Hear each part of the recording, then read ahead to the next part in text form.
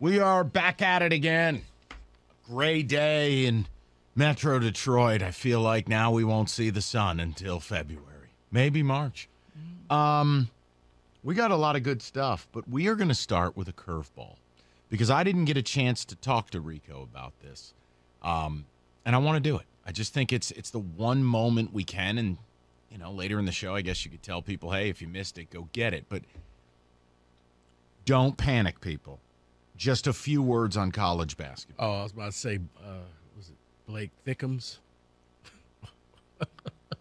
Blake Scorum. Scorum, yeah.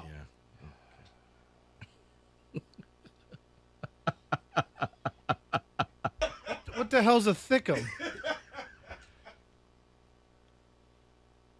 Hey. See, I was doing my best to avoid that. I wasn't going to mention Chris Villar or RG3 or the complete absurdity of that being a part of an update. But you know what? Now you done did it. We all know what Chris Villar's doing, okay? Chris Villar's from Ohio. He's an Ohio State fan. He's setting up the narrative that Michigan's this and Michigan's that until next week if they beat us. Then he will say, well, I thought they were so good. I know what Chris is doing. Oh, is he really going to go in an update and do that? Oh, he might do it to me in office. Not I know update. he will. Yeah. And I like Chris quite a bit. But not My on the God, update. talk about pandering to the idiot masses. Good Lord. Now, can I move forward, or do you want to bait me into an argument? No baiting. I want to ask you a question. Yes, sir. College basketball, nobody knows it better than you. Nobody attends more games than you. Nobody's run an AAU program like you. No one's angling for a job on the state sideline like you. So, hey, David Thomas, watch your back. Now listen to me. He's already gone. Okay. My point is, you saw what happened to Doug Wojcik. If you're up there in East Lansing, look out. Now, everyone assumed Michigan would be good. Mm-hmm. At least good. I don't know about great. It's way too early. I think you said it best. I don't know why we even rank teams this early. No, for college football, it's always way too early. You find out, we say wait 6 weeks. For college hoops, wait until January 1st. Yes. Because then you actually know who's good and who's not. Yeah. And Michigan, I think they're ranked 20th. Beat Eastern, demolished Pitt last night. Pitt's terrible. But let's assume they're good. Hunter Dickinson's there. Jet Howard is this allegedly really good freshman. Okay. But we also assumed in the same breath that MSU wouldn't be very good. Mm-hmm. They wouldn't be ranked. They wouldn't be relevant. And they would be one of the middling Big Ten teams. Is that fair? No, that's fair. Now, 2 games in, should have beat Gonzaga, lost by a point, beat Kentucky in double OT. Now, they're just starting what is the only time I remember MSU doing a schedule like this, to this level. I have to go all the way back to maybe 03, 04. And you pull up the Chris Hill team. They played everyone. Everyone. This schedule's nuts. They play Villanova now Friday night at Breslin. Then they go back out, and they're going to play the Celtics. Was that the team that they play Kentucky at Ford Field? Yeah, and the then basket brawl or whatever they called it. And then Duke, and it was crazy. They didn't win any of them, of course. But the point is, I want to ask you, there was a lot of heat. I didn't understand what Izzo did, not using all the scholarships, having 4 open scholarships go unused. Short bench, young team, lost a lot of scoring. But Rico, I know all of us, except Kenny, because he doesn't support basketball. Are they good? Did we all misread this? I think like, we are did. State and Michigan going to be good? I think we did. I think we did misread this, Mike, for Michigan State. For Michigan, last night was the first time I really got a chance to watch them, and I fortunately they're back on tonight against Arizona State. You got a former Michigan player on Arizona State, so maybe this will be a better game. Pittsburgh was awful. I mean, they couldn't stop arguing with the referees, and I'm like, guys, just play the game. For State, Izzo kept saying he felt good about this team. He didn't think that the schedule was going to be as bad as people thought it was, but he was like, these guys really like each other. Yeah, I was with you. I thought that he should have went to the transfer portal. He is the opposite of what Mel Tucker is. He does not like the transfer portal.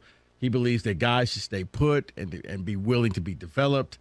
You saw that with Matty Sissoko. Mike, there's your difference right there. Nobody outside of Sissoko family saw this coming. No. Maddie looks like a beast down low. Like watching him play, and he's, Drew Timmy and why am I drawing a blank on the Kentucky guy? Sheway, yeah. Yeah, you just went against 2 All-Americans to start your year off. Played well. And you held your own against both. So my question is just simple. Maybe we're in for some entertainment here where both in-state schools are going to be relevant. I don't know. Look, nothing will surprise me. I agree with Rico. Like, there's a chance Gonzaga's not that good. I mean, they just got housed by Texas. Right. The difference is they had to go on the road to Texas. Right. It's a totally different thing. Maybe Kentucky isn't the business. I don't know Well, yet. funny thing, they play each other this weekend. Right. So on surface, though, you open up against 2 top 5 teams. You had a right to beat them both. You did beat one. And I kind of am just like, did we misread this? No, Mike, it is the formula in college basketball that it's a winning formula. Everybody wants to one-and-done kids. Everybody wants to go to Duke style and a Kentucky style. Michigan State has a juniors and seniors. They have experience. I think I saw it was like some stat that they had a combined over 400 games that the entire team had played, whereas Kentucky only had like 180-some games. So playing with each other for that long, you've seen the maturation of A.J. Hoggard. You're now seeing Tyson Walker wanting to be the man. Joey Hauser shook off what was a god-awful game on the Battleship where Played his best game ever. he hit 2 free throws he took that game over and was just when I'm sitting there listening to Kentucky guys yelling, my God, just stop that guy from shooting. I'm like, wow, this is bizarro world. Right, where have we arrived at? Right, they're angry because Kentucky's not double-teaming Joey Hauser. Now, David, here's my question. We've spent so much time also. Here's another angle for people. We've spent a lot of time talking about Michigan's football schedule and how embarrassing it is. Well, the flip side of it is what State's doing in basketball, which could be equally egregious. I mean, if you don't handle it, you don't survive it, you end up with 6-7 losses before Big Ten play start, it could really hurt you. David, as an observer, I mean, which would you rather have? You can, look, for years Syracuse did this. They never left the state of New York. They'd always play all the in-state schools. They'd never leave the Dome, and they'd be 13-0 by the time Big East play started. I never respected it. On the flip side, you got a guy like Izzo who puts his team through a wood chipper. Now, look, if they come out of this with 3 or 4 wins in the gauntlet, they're going to be ranked in the top 10. It will have paid dividends. I think they're already I think they're going to be in the top 10. Do you really? They beat Villanova, Mike, because some 2 million viewers watched that game. You had all the big boys of college basketball there in Indy. Yeah, I think that they will end up in the top 10. It'll be like when Michigan won the Bahamas thing and went from North unranked Carolina to number 4 Yes. that very next week.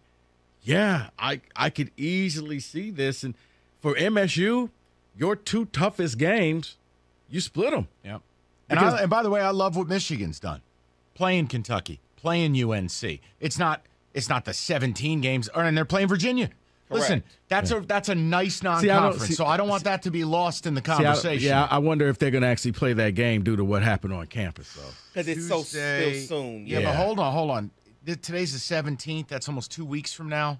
Oh, 2 weeks. Okay, then they'll play. It's the 29th. They'll play. If it was next Tuesday, I might agree with it. And Virginia, correct me if I'm wrong, they canceled the game against Coastal Carolina football this weekend, game, right? Yeah. That one I assumed was canceled.